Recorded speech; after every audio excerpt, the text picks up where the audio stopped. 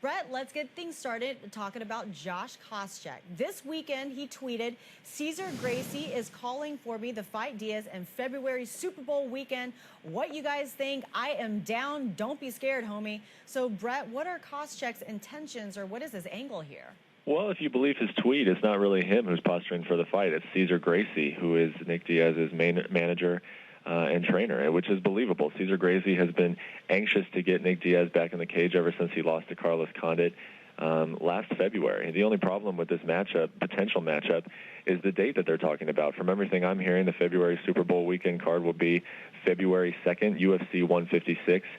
Nick Diaz's suspension currently runs until February 4th. Now, he has hired a lawyer who has filed a petition against the Nevada State Athletic Commission and the executive director, Keith Kaiser, to try and shorten that suspension. But right now, there's been no movement on that petition. So if his suspension continues until February 4th,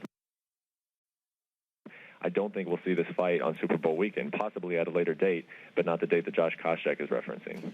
But wouldn't the next fight for Diaz be the winner of George St. Pierre and Carlos Condit once they unify the welterweight title at UFC 154 next month?